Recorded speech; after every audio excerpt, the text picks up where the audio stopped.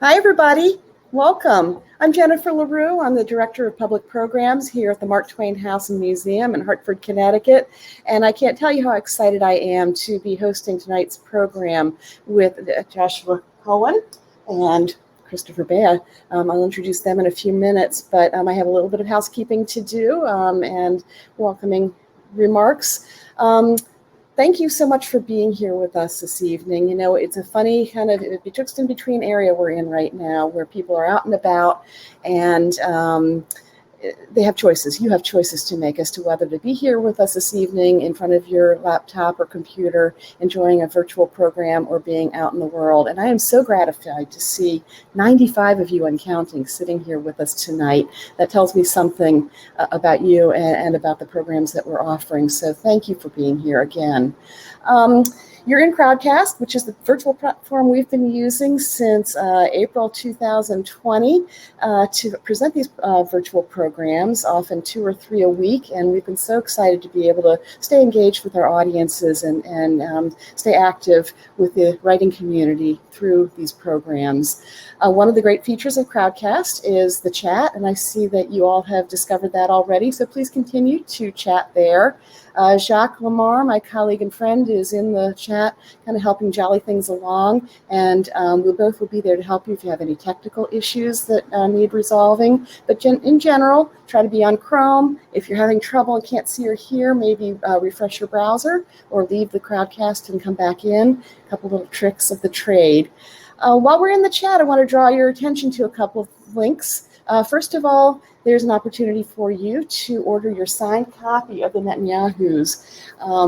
And listen, we know you can buy this elsewhere, but if you do purchase it through the Mark Twain House and Museum, first of all, know that you get a signed copy, which is not the case all the time, and also know that your purchase benefits the Mark Twain House and Museum, which is very, very important to us. You know, we are very proud. Our staff has worked very, very hard to keep the museum afloat throughout COVID. We've been without, for much of the time during the pandemic, we've been without our major source of revenue, which is our guided house tour. I'm thrilled to say that we are back in business, welcoming visitors from all over the world in droves. So we're back in business, as I said, but we got some catch-up ball to play. So how can you help? You can look at that button beneath my face that says your support is vital to the Mark Twain House and Museum. Please donate here. And I know it's not an easy time for a lot of people, but if you do have anything that you're able and willing to share with us by donating, hitting that button, I want you to know that the entire staff, the Board of Trustees, deeply appreciates every penny that you share with us, and I guarantee you we put it to very, very good use.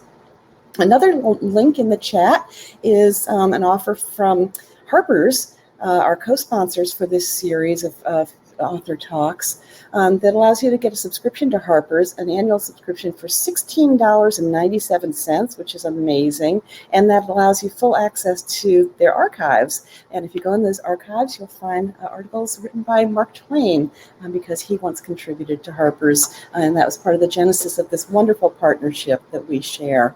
So I want to introduce our speakers tonight after thanking the supporters the supporter who provided funding for the program itself, the kind of the tech aspects of our programs, honoring the legacy of Frank Lord, who was a beloved trustee for many, many years. And there's a funding in his honor that makes the tech end of this work for us. So thank you for that. I want to introduce tonight Christopher Beha, who is the art editor of Harper's and the author of the novel, The Index of Self-Destructive Acts. He's been the host for many of the talks in this series, and we have come to appreciate his insightful questioning and conversation. So thank you for being here, Christopher. And we're also welcoming Joshua Cohen, who was born in 1980 in Atlantic City. He's written the novels Moving Kings, Book of Numbers, short fiction, Four New Messages, for instance, and nonfiction for the New York Times, Harper's Magazine, a London Review of Books, and many others. In 2017, he was named one of Granta's Best of Young American Novelists. He lives in New York City, and as you probably know, his novel, The Netanyahus, an account of a minor and ultimately even negligible episode in the history of a very famous family, is getting amazing reviews, and we're going to be talking about that book this evening. So everyone, please join me in welcoming Chris and Joshua. It'll take me just a second to get them on screen and mic'd up. Hi. Hi, Chris and Joshua. Thanks for being here. Thank you. So, Chris, you're going to, I'm sorry, I forgot one thing. There's going to be a Q&A at the end. So if you have a question for either Joshua or Chris, rather than put it in the chat, please put it in the Ask a Question area down at the bottom of your screen where you see 6 questions already posted. That makes it easier for me when Chris invites me back up to help with that part, right? Okay. Thanks. Have fun. Thank you. Thanks so much, Jennifer. I'm thrilled to be here talking with Joshua Cohen about the Netanyahus. By way of my own introduction of Josh, I will say that he and I are just about the same age. And in a recent discussion I was having with someone about generational questions in fiction, I think it had to do with the millennial novel or something like that, I found myself saying, that Josh Cohen is the most talented writer of my generation. I don't usually go in for that sort of pretentious stuff, but having said it, I found myself prepared to defend it, and found myself even prepared to state it more publicly to everyone here. I will also say, by way of the Harper's connection, that Josh has been writing for the magazine for a very long time, and that I believe your first piece for the magazine, which was a piece about Mahler, is that right? Yeah. That appeared in the magazine the same month that I started working there in 2008. And the next piece about Henry Roth, I fact-checked, I believe. And Josh and I have been friends since then, and I have been reading him very devotedly since then. So it has been quite a thrill for me to watch someone I've known in that time show himself to be, I really do think, the most talented writer of our generation. And I'm excited to talk with him about the Netanyahus, and I'm sure lots of other stuff as well. I'm going to leave it at that, because Josh is also one of the great talkers of my generation, and let you say a little bit about the Netanyahus by way of setup, and then maybe read a little bit, and then we'll get into our conversation. All right. I mean, I will say, I remember, I think it was another editor at Harper's, Ben Metcalf, who once said to me that, you say an author's talented when they always seem to promise more than they deliver. Right. And I always thought so point taken, talented novelist. Yeah. But thank you very much, Chris. And it's really, it's an honor to, I want to say be here, but it's my apartment. So it's an honor to be in my apartment, but to talk to you, it definitely is also an all too rare thing. So set up the book. This is a book about sort of a visit from the Netanyahu family. I wanted to kind of figure out, why did Benjamin Netanyahu, who was until very recently the Prime Minister of Israel for 15 years, everyone knows he speaks English really well. He speaks English so well he addressed Congress, a joint session of Congress, right? And that he spent time in America. And I wasn't really sure about why or how he got here, or what the sort of roots of that family's American experience is. And so this is a novel that fictionalizes, really focusing on the Netanyahu family by way of the father of Benjamin Netanyahu's father, Benzion Netanyahu, who is a historian, a medievalist, and going for a job interview at a college in what I, as a New Yorker, might call upstate New York, but is more properly Western New York, Chautauqua County. And a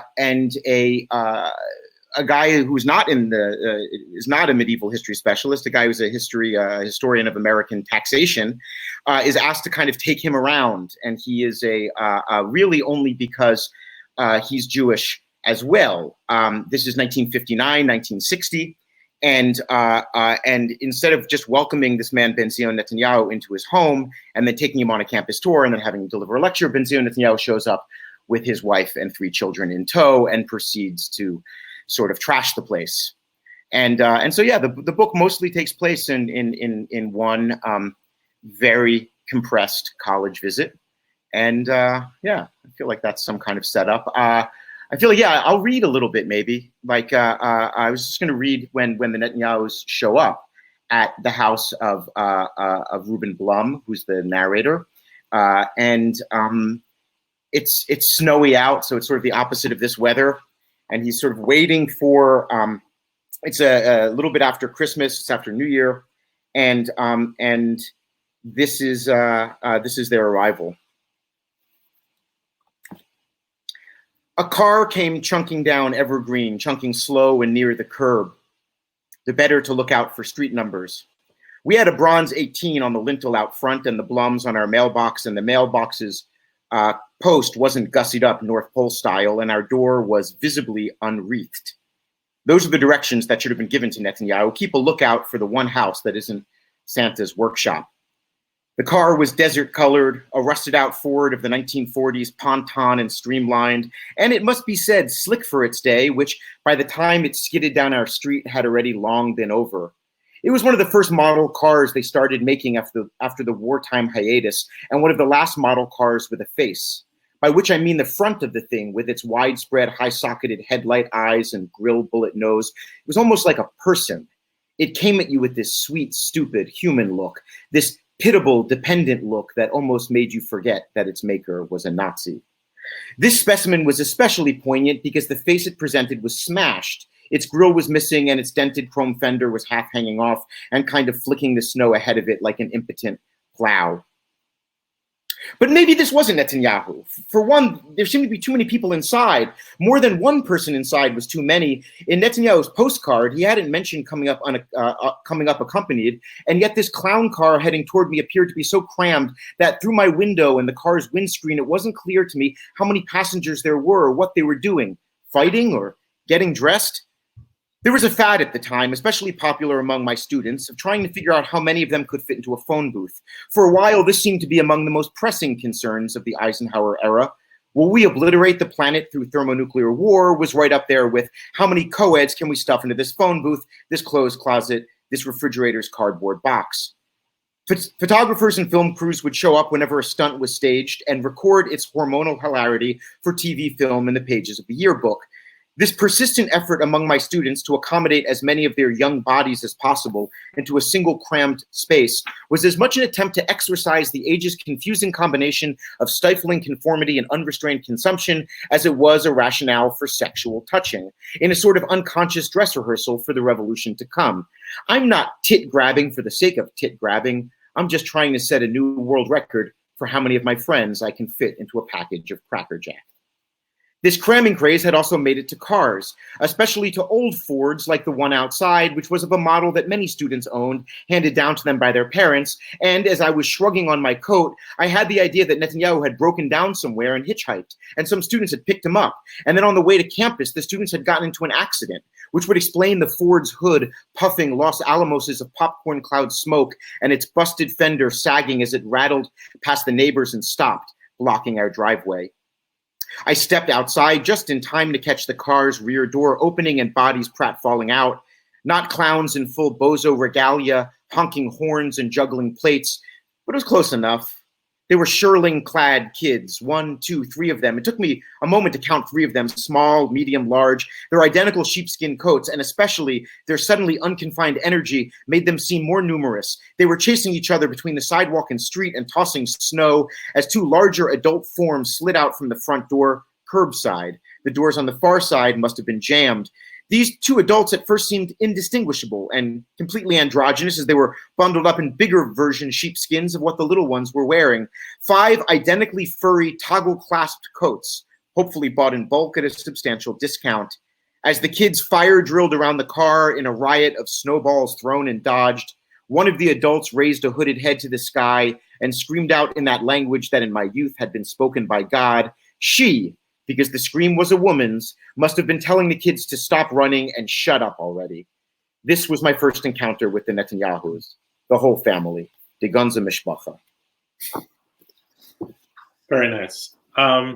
So I want to. We don't usually hit the Harper's note so hard in this thing, but I wanted to start by mentioning that the current issue of Harper's, the cover story, is about the history wars, and in this case about 1619 versus 1776, and the political uses to which American history can be put.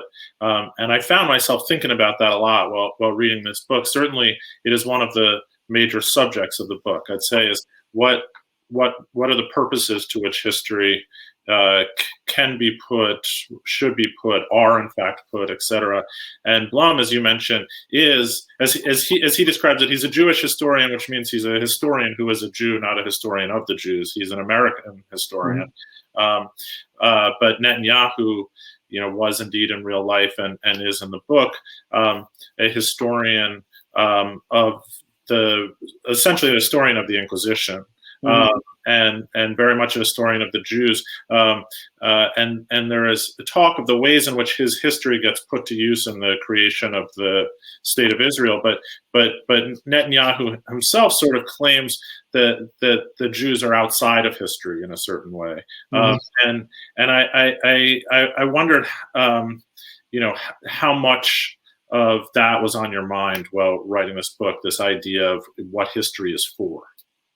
Sure. I mean, I mean, we're getting down to it. That's right. I mean, I was trying to write a book that had, even though it was set in 1959, 1960, and really deals with a lot of questions of revisionist Zionism versus Zionism and these ideas of early statehood, but that really talked about the American present and identity and the uses of history.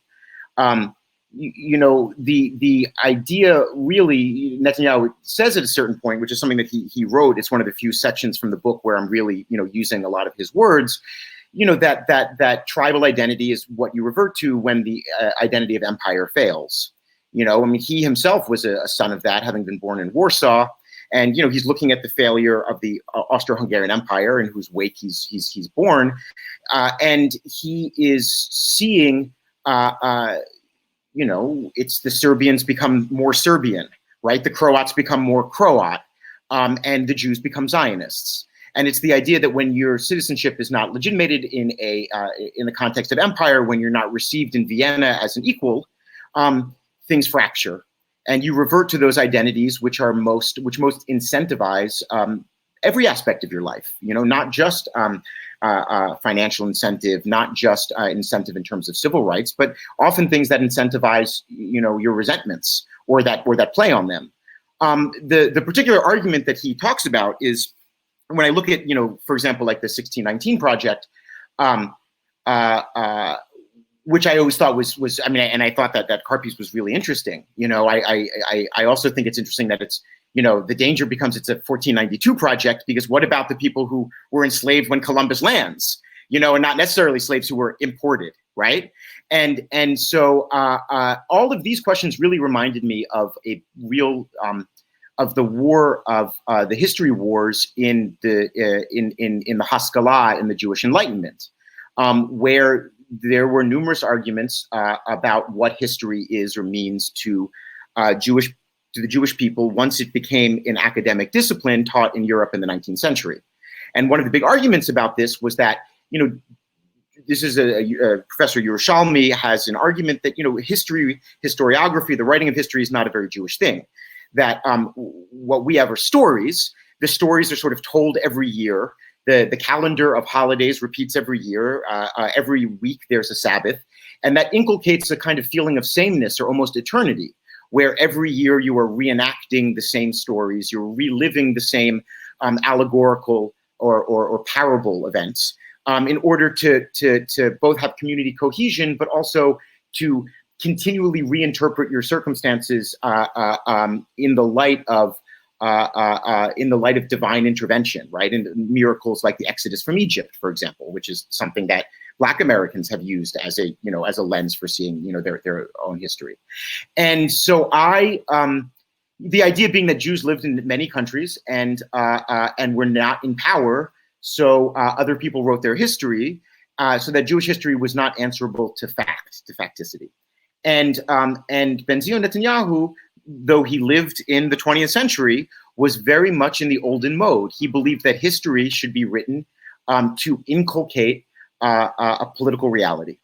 And he could fudge that. He lied about it. He dissembled about it when he was among friends at Cornell or enemies at Cornell. But it was very clear from the beginning that he believed that his nation and his people needed a history that justified a country, and that was his role.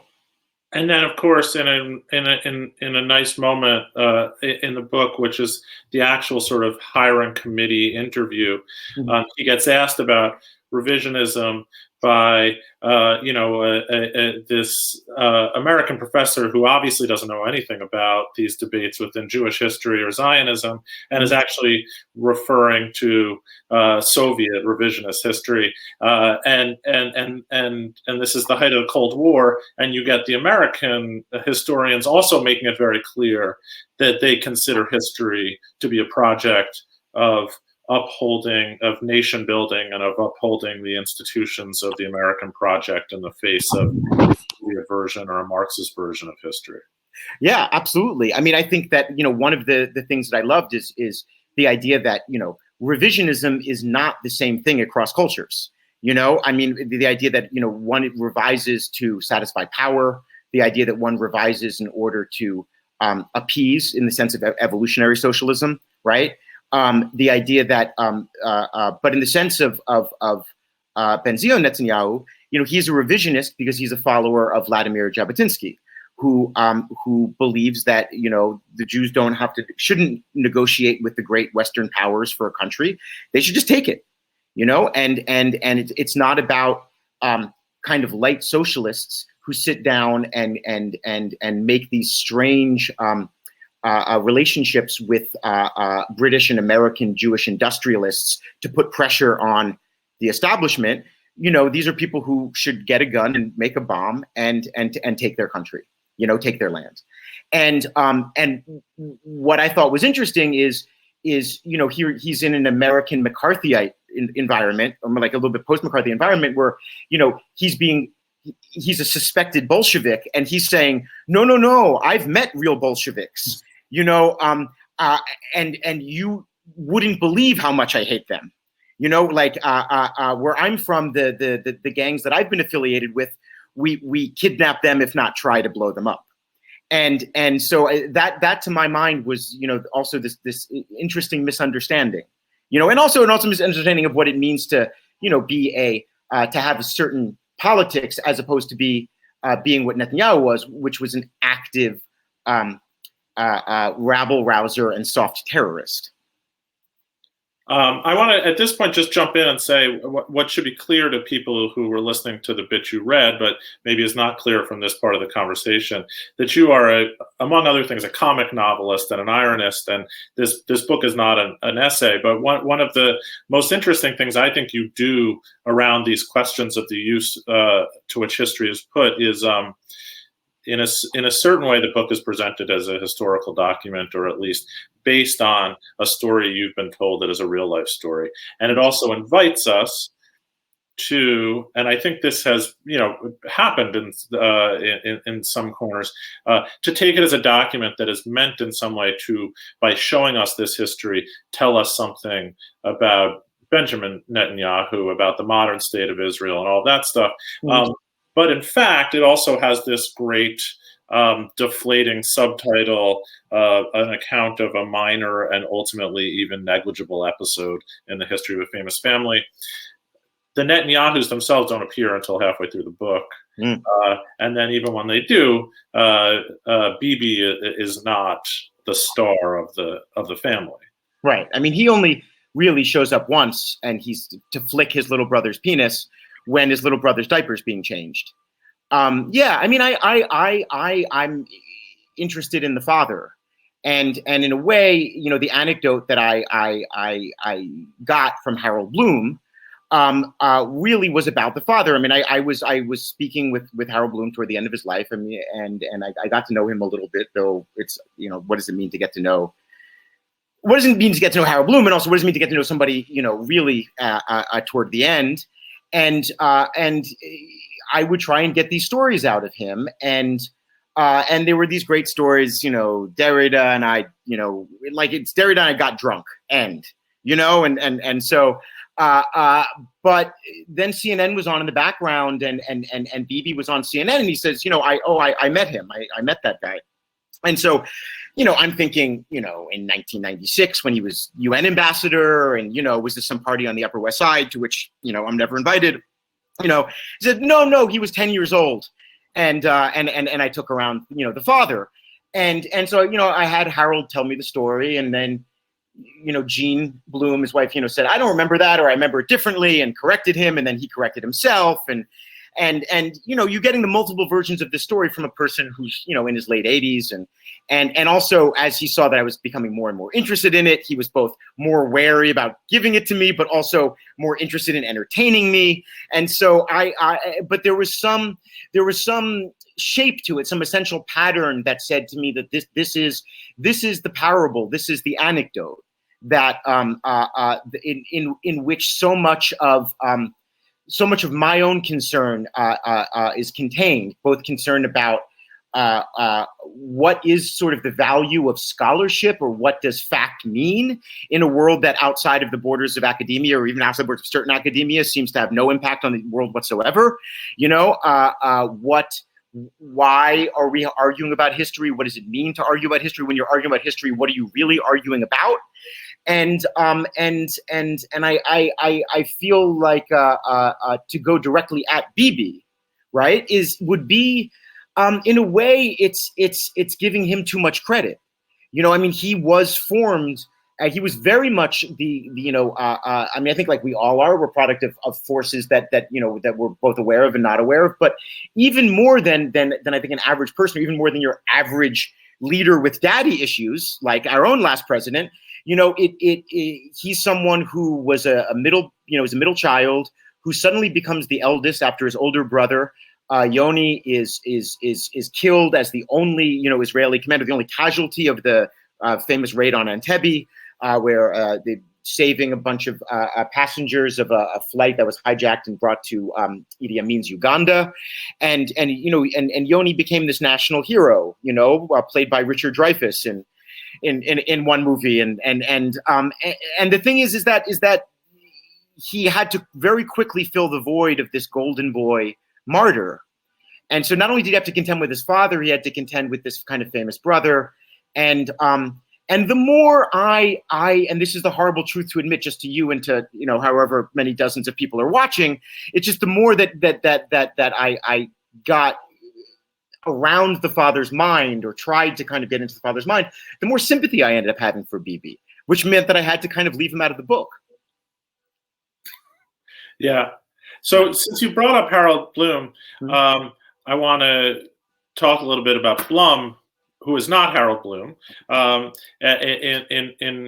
a great many ways, and is I would sort of say, that's the truly fictionalized sort of the first half of the book is the, and he's a type that has now become, in the last 50 or 60 years, somewhat familiar to us, which is the assimilated Jew, who still has to deal with the fact that to the WASPs he's other in a certain way, but then when he sees the unassimilated Jew like the Netanyahus, responds with a kind of revulsion, and worries.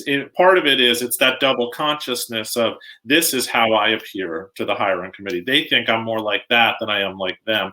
They think I'm loud. They think I don't have good table manners. They think I, all this sort of stuff. Sure. Yeah. And sorry, I'll let you get in there if you. No. I think I absolutely.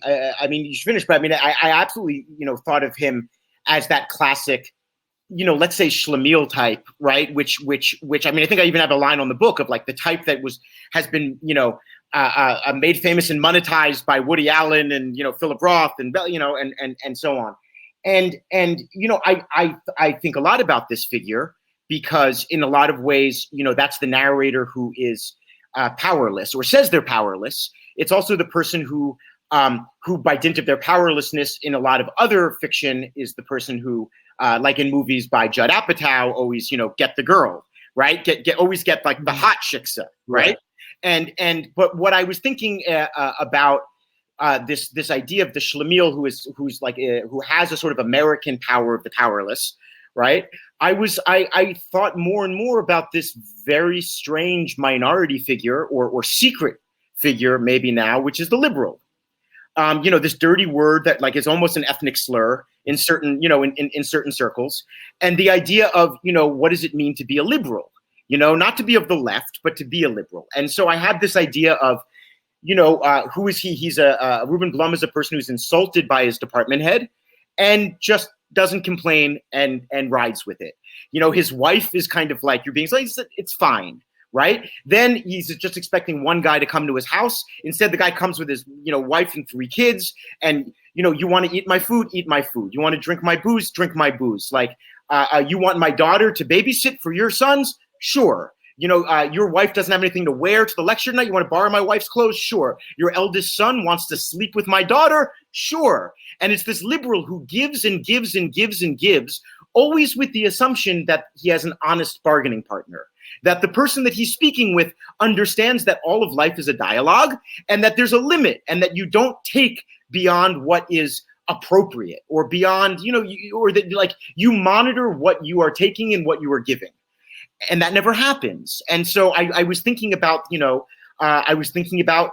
Democrats, right? I was thinking about my parents' generation of Democrat Jews who in a way, one, because of historical circumstances, their generation was better off than their children's generation in many ways. But their political fortunes are just a history of losing and losing and losing. And then how that turns into the left.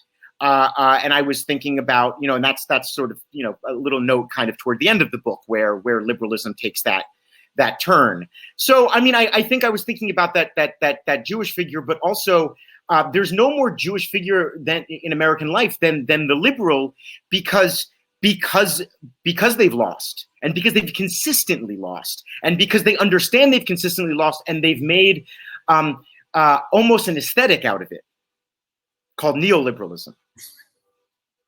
And that to me was very much the heart of the book. Also, the idea that Ruben Blum, his specialty is taxation studies, is the idea of what is the influence of, I don't even know it's a real field. I think it certainly wasn't a real field in 1959, 1960. But this idea of taxation's influence on politics and political revolutions, that's his field of specialty. And I was thinking a lot about, what do we owe to the past? What is owed? And in many ways, he represents one side of the American story in the 20th century, which is what is the basic story of America for someone like him? It's the story of immigrant ascension.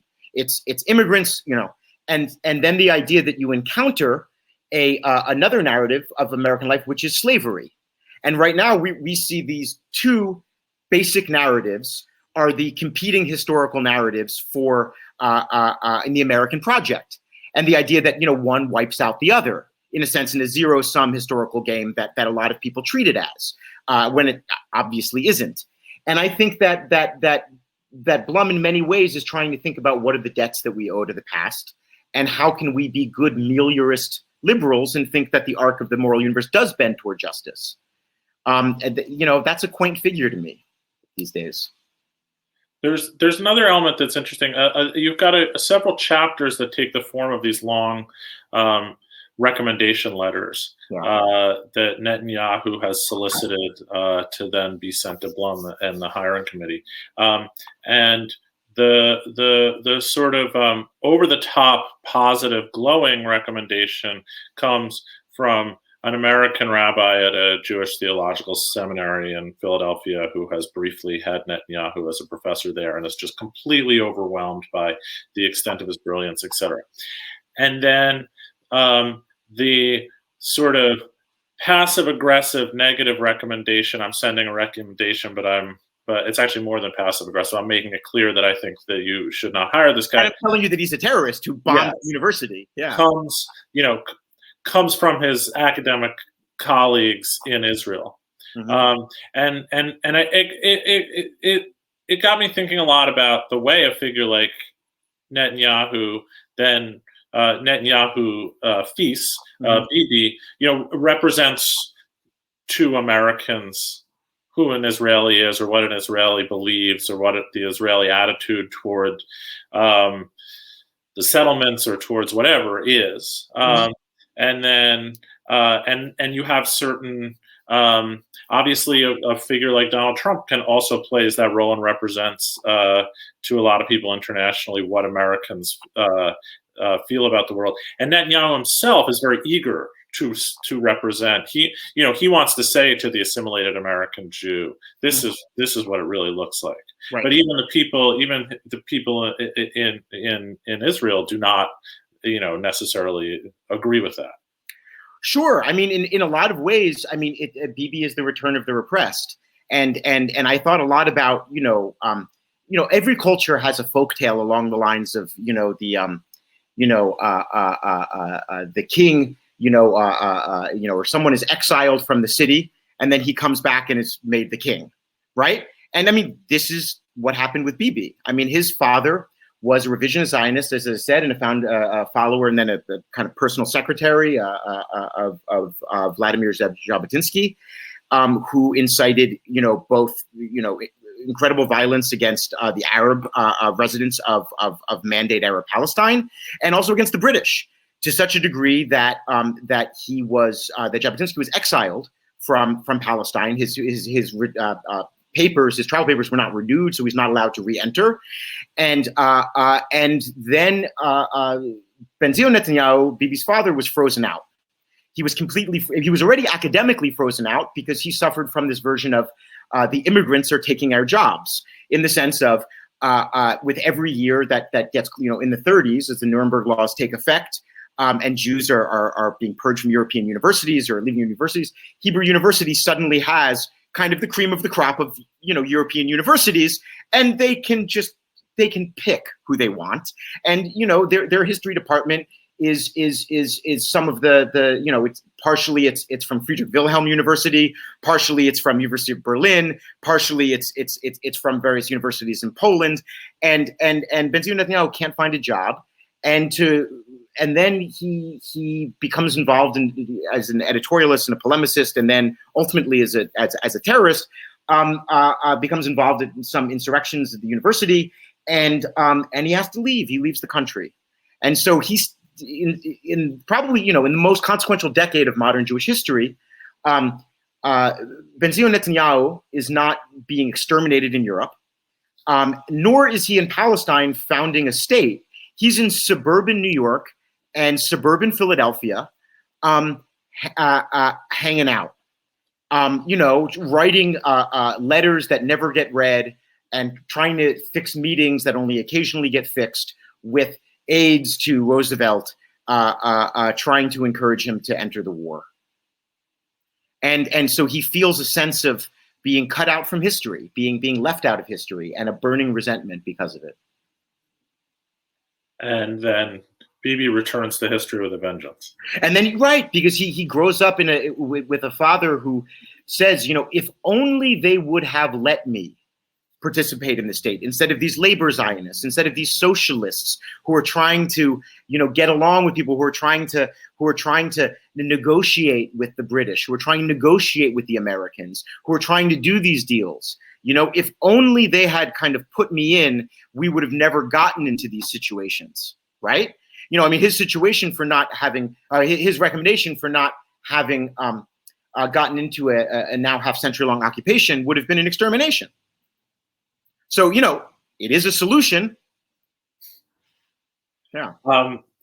So I think we've got a decent number of of questions. So maybe at this point, I'll ask Jennifer to come back in and we can go through some of those. Here I am. You know, every so often I'm reminded of how lucky I am to have the job I have, because I get to sit here and be part of a conversation like this. It's been fascinating, so much to think about. And I'm going to invoke host privilege here for a moment. We do have some fantastic questions, but I just want to ask, the subject matter could be very, you know, almost grim or worrisome or whatever, but it's fun too. And when you're talking about it, you sound like you had a lot of fun writing this book. Can you talk about the fun aspect of it? The fun aspect, yeah. Fun is the hard part to talk about. I don't, you know, I will say that with the age of, you know, Harold Bloom aside, with the age of certain of the protagonists in the book and when they lived, we're right at the point where gossip becomes history. You know, if something can be written down now, it might find its way into the historical record. And certainly as it became very clear through various, you know, lawsuits or prosecutions against Benjamin Netanyahu, that kind of his day was over, that there would be some reckoning, whether it was going to be a judicial reckoning or reckoning at the polls. More and more people wanted to talk. And so it was very nice sitting around with a lot of old people who wanted to talk to me about Benzion Netanyahu, about their experiences with the family, and it felt like I don't know, it felt like a last moment, right, where people were still around who remember. I mean, this is a young state, so people around who still remember, you know, a founding generation, or at least the penumbra of a founding generation, and could still have some clarity enough to invite me into their kitchens and you know pour me. They don't drink anymore, so I drank and they drank tea, and I talked to them. And there are a few people I'm thinking about specifically, but it was really that was a beautiful an honor. Mm-hmm. Thank you. Michelle says, I'm in the middle of the book and was wondering why there is so much about Blum's family before we meet the Netanyahus. Yeah, I don't know. I mean, it had to be a book-length book. I don't know. I think for me, one of the pleasures of a joke is the disproportion between the length of the setup and the length of the punchline. It's in many ways the sort of greatest jokes in my mind have the one-word punchlines and the endless setups, and I was interested in that, and frankly, I think that there were elements of this life of Ruben Blum's life that I didn't want to treat satirically, that I didn't want to treat parodically, that I wanted to kind of deal with in as close as I maybe could come to a realist mode, and that takes time. That's a great answer. Thank you. Jonah Katz, joining us from Taipei, says, in Harold Bloom's foreword to Zachor, I hope I'm saying that correctly, Zachor, he claims that the hallmark of a Jewish author is that he or she is in some way interpreting or responding to the Hebrew Bible. Would you agree with this as it relates to your own work or the work of your favorite Jewish authors? God, I love when Harold would just say stuff like that. I mean, that is a perfect, it sounds good. I mean, I think what he means, if I had to say what he meant by that is the idea of, I think an idea that's very deep in, it's deep in Yiddish literature, deep in Jewish literature, but it's also deep in a lot of so-called minor literatures, which is really an uncomfortable relationship with the novel, right? The novel being in a very kind of old-fashioned, but nonetheless, I think, somewhat true definition, to have an epic embodiment of the fate of a nation. I mean, certainly that was the goal of many writers of novels, and the idea that there were, national novelists in the same way they're national poets, where the story of a certain family is supposed to represent the story of the destiny or the fate of a country. Yiddish literature, Jewish literature is really anecdotal. There isn't any national epic sense, or at least there wasn't until some of the Yiddish writers became socialists, and then that was a tragedy. But there wasn't, because I don't think there was a sense of destiny that was separate from biblical destiny. So in a way, I think Harold is kind of saying that the Bible kind of serves as that national backdrop, in the same way that Russia served that for Tolstoy. And I would agree with that, though I also feel a little bit more at home with the rebellion against that, which is to say that the entire idea of the representative epic is depressing and tedious, and the anecdote is always, I think, more revealing. There's an old Gertrude Stein line about the excitement of unsubstantiated generalities. And Blum was very good for that. He clearly felt the excitement of unsubstantiated generalities. And I'm sure at the moment he wrote those words, they felt true to him. Absolutely. And I think that he was also a person who, when he would describe, he would prescribe, right? And he had that prophetic mode. And I think that, there are too few people these days who do that. That's my own prescription. Thank you. So Jean Snyder, who's been an active member of our audience tonight, says it's impossible to imagine Netanyahu's history without your book. Child to Man, have you portrayed failure as well as success in Bibi's life? How might he have responded to failures, such as those experienced as a furniture salesman in D.C., for example? I'm curious to hear your thoughts. Thank you. I loved the question as just a setup for a sick burn. That was good. Like furniture salesman, absolutely. How does he, we can ask him now. I don't know. I mean, I think that he's a person who really was able to convince himself that he was the embodiment of a national destiny. That the only person who could keep the country safe was him. That in fact he embodied the safety. That if it wasn't there not only would be no one to take that position, there would no one understand what is involved by safety or security, which for him always had an existential ring, right? It was always 0 hour with him, and there was always it was always total destruction. And so in a way, I think that his argument then would be that he has never failed, right? His argument would be that Israel is a economically successful, technology exporting, thriving democracy with a free press.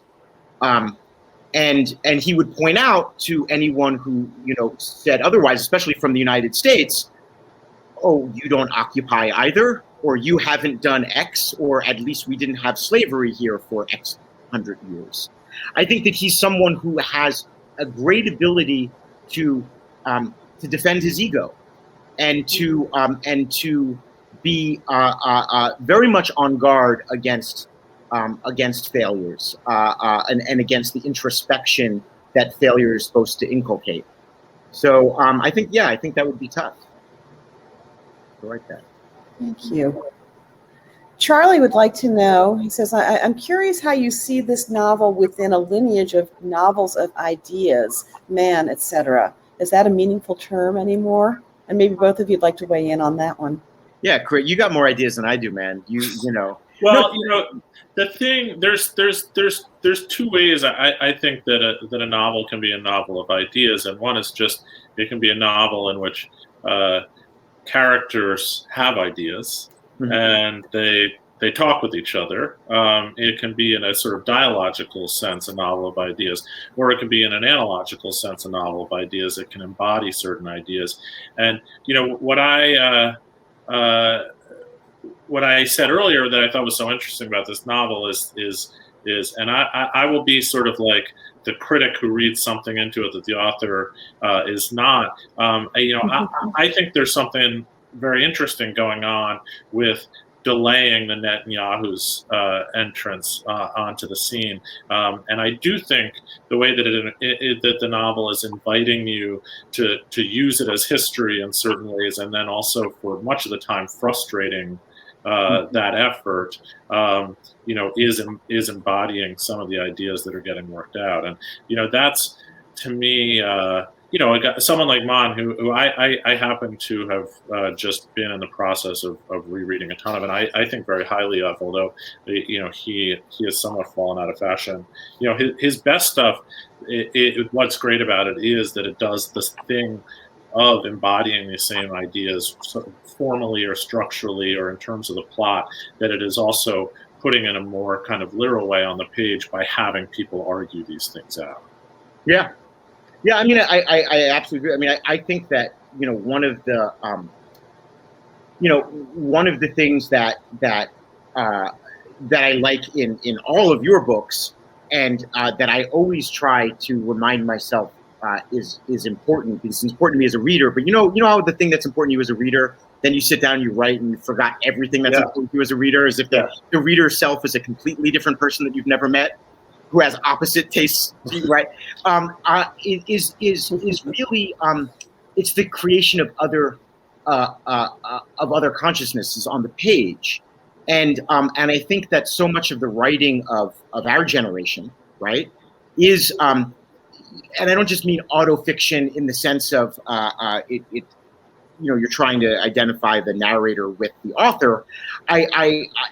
It's also just first person narration of a person, usually on the cusp between being single and married, right? Who is walking in a city, and having first world thoughts, overeducated thoughts, and but it's coming through in first person, so that even when other people are coming into the book, they're all filtered through that eye, through that first person consciousness, and it's very difficult to make other people's minds legible through that filter. It's possible, and some truly great novelists accomplish that, but it's very difficult. And at the same time, it always feels very difficult to write third person these days, because who among us is going to say that we're God and we see and know everything, right? And we don't have necessarily a common valence for a stylistic valence, let's say, that that we can just very easily write he or she walked across the room, and so it's the juggling of personhood that to me is really brings the question of the novel ideas into the question of form, and I think that I'm just going to say that you're on my side in my war against first-person autofiction. I feel like more. Yeah, no. The other thing that I think is so important to your work, that I try to make important to my own work, that is, since Mon has been invoked, that's certainly important to his work, is irony. And that's the other thing about that first person narration. I mean, you can have a first person narrator that's a sort of Nabokovian narrator where it's dripping with irony because we know the distance between the author and the narrator. But the autofictional type of the first person narrator, that work is it's almost closed off the possibility of a certain kind of ironic presentation of the material. Well, and it also represents the most sincere and almost pitiable desire, which is to say, can I speak with my eye and you will consider me reliable? I mean, it's I mean, this is something that I almost hear from my 5-year-old nephew, in a sense, and that ingenuousness, I think is it's certainly more fashionable than Mon, but I think these days, I think it's also it's a lot easier to read. Yes. I think one of the difficulties of say Mon falling out of fashion, it's this idea that how are we supposed to understand him, right? And if there are roadblocks or complications to our understanding, right? Why? Right? Like, what is the word? what autofiction is always doing is or not. I mean, this is again the excitement of unsubstantiated generalities, but is it tells you what happened at the same time that it tells you what that event means. At the same time, it tells you what you should think about that meaning. And it's always coming packaged with its interpretation, but it's also that interpretation is very explicit in a certain way. It's that quite. You are never put in the position that a writer like Mann is constantly putting you in, where you're not sure what he wants you to think about these things. Right, and that the interplay is it's the flirtation almost is the experience of reading. Right. And of course, it's written out of a divided self. I mean, the Mann is. I mean, that's the whole point. It's there isn't a correct answer behind the irony. It's not that irony where okay, take the figurative meaning and flip it, and then you have the literal meaning, and that's you. So you just need to read it with a decoder ring. So I get this. I get a message. My parents are very good at passing along the correct messages. And it's from a excitable, excited man of a certain age from the Bronx. Who tells me that no one of that generation, no one of that depression kind of FDR generation, is going to have comments that could be construed as judging woke culture. And how did I not understand that not only is this kind of anachronistic, it's ahistorical, but that it truly shows the flaws in my research, right? And that how, if you couldn't believe that, how am I supposed to believe the rest of the book? Right. And it's very it's very tough when this person has not read Harold Bloom. No, right. But it's but there's the question of there's books that come out of the divided self, and then there's divided narrators too. Yeah. And it's constantly kind of taking a razor blade and slicing it finer and finer. That I think is to my probably to my doom is becoming more and more interesting to me as I get older. Yeah. And Blum is I said before that he's the type who is afraid that he looks at a Jew like Netanyahu and is afraid that that's what the WASPs on the hiring committee see when they see him. But he's also someone who then, because he is aware of that tendency in himself, that when Netanyahu says, either they're never going to accept you, or they're only going to accept you if you completely give up your birthright, and they are never going to give you anything in return that can compensate for that loss. Right. I think Blum probably thinks that's true. So there are moments when he is very much on Netanyahu's side, not least when Netanyahu knows from moment one. Netanyahu says, "Why is there an American historian on my hiring committee?" And so he knows exactly what has happened. So Blum is divided, and the book does not exist to place Netanyahu pair or feast in judgment. Right. That's not. It's it is showing that division. Charlie, you asked a very good question, apparently. That you struck a chord with both Chris and Joshua. Thank you for that. So it's 8:00, but there are a couple more questions. Are you two willing to stick around and answer a few more questions? I can do that. Sure. Awesome. Thank you. So, okay, this is a big one, though. And Jonathan McClay asks, what is Zionism? And, I think a lot of us are like, oh, what, that's a pretty good question. Can we have a few minutes discussing what your interpretation of your definition of Zionism is, or what we're talking about? Sure. I mean, we can send a Wikipedia link around. I mean, Zionism is a Jewish national movement from the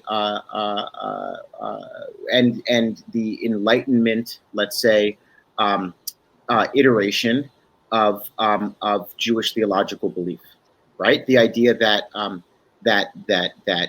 the God gave the land of Israel to the Jewish people, which is a theological belief of ancient vintage.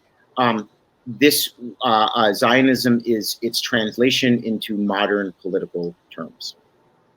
And all the difficulties of that translation, of translating an element of theology or promise into political, realpolitik terms, should tell you why it's complicated to describe Zionism any further. That was a really good boil down. Thank you. Chris, what were you going to say? I would just say, as someone who was very much not a specialist in this particular area, but one of the interesting things I think about Zionism, about talking about it now, is that it is, as you say, it's one of the movements that emerges from an Enlightenment sense of nationalism and the nation state in general, in the sense that there are these things that are collections of peoples, and that one of the things that peoples have is a nation. They are a nation of peoples, and that has borders, and that has a language, and that has all of these other, cultural trappings, but also geographical trappings, and that it is the aspiration for every national people to have a state. Mm-hmm. As Netanyahu mentions, and as you mentioned in the book, Zionism is emerging at the time of the breakdown of these multinational states, particularly Austro-Hungary, mm-hmm. Where a whole bunch of nations of people who had been living in a multinational state started saying, we deserve to have a state. That's what nations have. Mm-hmm. And it's interesting now that a lot of that stuff is kind of breaking back down again, or questions surrounding it are breaking down. Anyway. Yeah, I mean, it's asking. I mean, I think that one of the essential questions, that underlies, the origins of, or the transition between the theological idea of Zion and the political idea of Zion, is really, what holds a people together, and their laws hold a state together, and there are religious laws that could hold a people together, across national lines. But I think the idea that it is only laws that unite us, for example, as Americans, is a fairly depressing concept. And I mean that to me is one of the great questions of America, right? Is what we have in common, besides maybe a few television shows that we've seen in common, is it the laws that bind us? And I think that one of the interesting early tendencies of an Enlightenment interpretation of what a nation state was that laws are not enough. You have to have a novel. Yeah. You have to have Manzoni. Totally. Yeah. You have to have a novel. You have to have a few songs. Yeah. Songs are really important. Yeah. Food? Is food important? Sure. Food helps. Yeah. Thank you. That was fascinating. Susan Lippman wants to know, what Jewish writer of the past 20 years do you most admire, and why? Don DeLillo, Jewish writer of the last 20 years. Probably. Okay. Yeah. Writes probably the best Jewish dialogue of any, or has written, of any living American novelist. And he's from the Bronx, so he's sort of an honorary Jew. Totally, yeah. He spends enough time with Gordon Lish that, right. Yeah. I mean, I want to say very, very quickly that, because it's something that hasn't come up in any of the book events. This is my last event that I'm doing, and I'm really happy to be doing this. It's the one I was quoted the most, and it's like one of the things that was really at the heart of this book that I wanted to kind of get through was Harold Bloom is for better or worse, most well known for his theory of influence, and from the book Anxiety of Influence, which everyone can look that up. The Wikipedia entry for that is just about as long as the Wikipedia for Zionism, but essentially it's this idea that creating something is a struggle with the past, and that really that what you make is about your both conscious and unconscious misunderstanding of the past, and it essentially translate it into psychoanalytic or Freudian terms, classically Freudian terms. the idea of artistic influence, the idea of kind of being under the influence too much and becoming almost a slavish, imitator or in a style, and that satisfies your ego, or being utterly resentful against someone who said the thing that you wanted to say and possibly distorting that thing in order to have something to react against, right? And so to turn, love into hate and so on. And there are elements of influence theory that I kind of seeded throughout as little tricks that only make me happy. That's why he is a professor of taxation studies, tax being, like the translation to monetary terms of influence, maybe what's the debt that's owed. And but one of the things that I think about is, who are the Jewish writers of the last 20 years, and it's the people you're influenced by that you have a hard time naming. I'm sure you have that. Who's the father that you want to kill is the question. Right. I mean that right. And that's the question. And I think the other question being who's the mother you want to fuck. Right. Exactly. Right. And are they married? But but I think that or are they still together? Right. That's so for me it's actually not the let's say the Roth or model that a lot of people try to, I feel like people try to throw that at me an enormous amount. And for me, I know we talked about this, Chris, when I've written for you about Roth, but for me, it was probably Bellow. I mean, though that, and I think one of the reasons why it's Bellow is that he couldn't help himself in a lot of ways. For him, these were very kind of talky books that reveled in incident and essentially buried or hid introspection in little corners, as opposed to like the Rothian very discursive introspective mode. And I think that the last chapter of the book really deals with Harold Bloom's relationship with those writers, which is its own psychodrama. Yeah. Thank you for that. I think we have to wind things down now, but I could keep listening to you two talk all night long. Thank you so much. This has been fascinating. Our audience has had great questions, and I can tell they've been really enjoying this too. So before we go, I just want to remind you that this is the current issue of Harper's that Chris mentioned, and you get a great subscription offer there. And I can't imagine, if you didn't already want to buy this book, I can't imagine that you don't want to buy this book now. So there's a link in the chat, and remember, you get a signed copy, and it supports the Mark Twain House and Museum. Thank you both so much. Thank you, Josh. Thank you, Chris. This was really great. And Joshua, have you been to the Mark Twain House before? I don't think so. Will you come visit us? You're not too far. Yeah. Can you smoke cigars inside? You cannot smoke cigars inside, but we'll work something out for you. Just come on up, okay? And Chris, come on up with them. Okay. All right. Thank you, everybody, so much. What a great evening. And we'll see you next time. Bye-bye. Bye-bye. Bye.